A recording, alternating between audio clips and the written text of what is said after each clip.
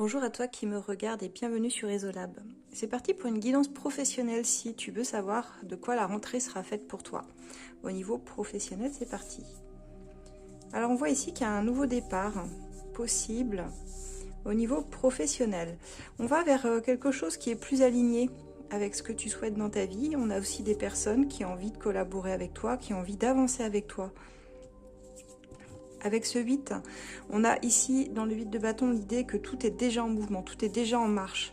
Et tu peux déjà le ressentir si tu as pris des choix qui vont dans ce sens. On te dit que tu as juste à suivre le mouvement, le courant, sans chercher à modifier quoi que ce soit sur ta trajectoire. Les choses sont déjà en train de bouger sur le plan énergétique. On voit ici un besoin d'aller de l'avant, un besoin de décider par toi-même aujourd'hui de la direction que tu veux prendre dans ta vie pro. Et les choses sont déjà en mouvement.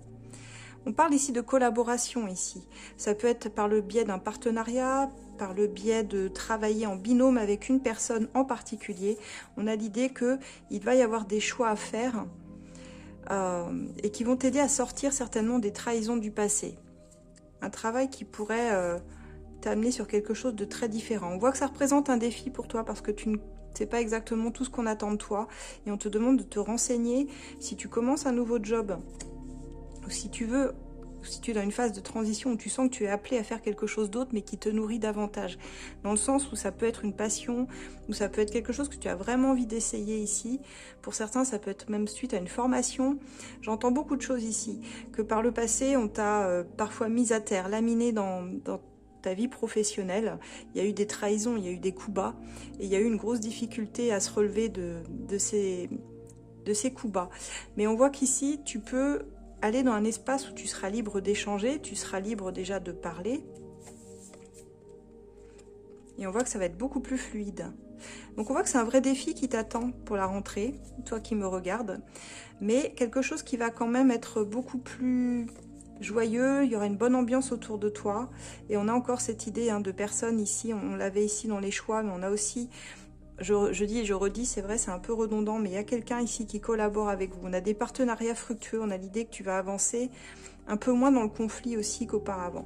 Il y aura quand même il y aura quand même l'idée de devoir imposer parfois ton point de vue et de savoir dire les choses, mais avec tact, avec diplomatie. Tu es invité à le faire avec tact et diplomatie, parce qu'on sent qu'il y aura forcément des désaccords dans ce nouveau travail. Il y aura des personnes avec qui ça se passera bien et d'autres collaborateurs avec qui tu vas devoir, dès le départ,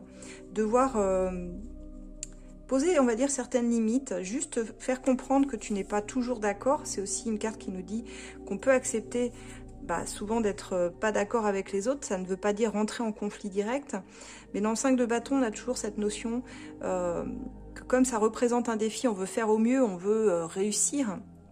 Et parfois, on a tendance à se comparer beaucoup aux autres. Et là, on te dit pas besoin de te comparer aux autres.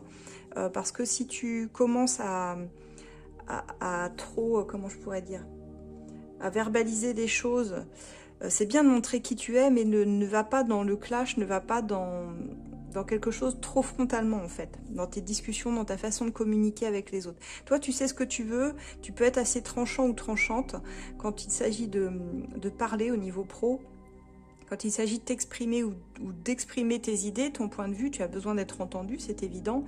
Mais il faut savoir accepter que parfois, il faut faire aussi un petit peu profil bas tout en disant voilà ce que moi je propose, sans chercher à te comparer aux autres et juste dire que pour éviter des confrontations directes ou de retomber dans quelque chose qui serait difficile à gérer par la suite, on te conseille de ne pas... d'y aller de façon paisible. Et de regarder où sont tes alliés aussi. De scanner un petit peu ton environnement, si tu vas dans un nouvel environnement comme je le vois. Scanner un petit peu où sont tes alliés, à qui tu peux faire confiance et quelles sont les personnes avec qui il faudra éviter de heurter leur sensibilité au risque de te les mettre à dos définitivement par la suite. On voit quand même l'idée de pacifier les choses ici et qu'il y a quelqu'un qui te prend sous son aile. Une sorte de mentor.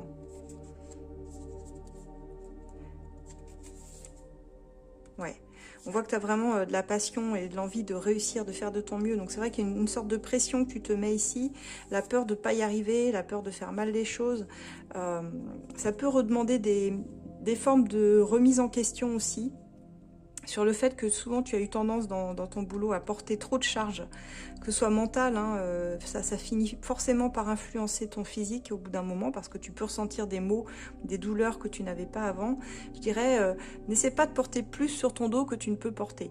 Sois conscient et consciente qu'il faut faire ton travail, le faire au mieux, c'est sûr, mais ne pas se charger des choses qui ne t'incombent pas non plus, tu vois. Parce que plus tu vas dire oui, plus on va t'en mettre sur le dos, plus ça va être compliqué d'avancer sereinement pour toi.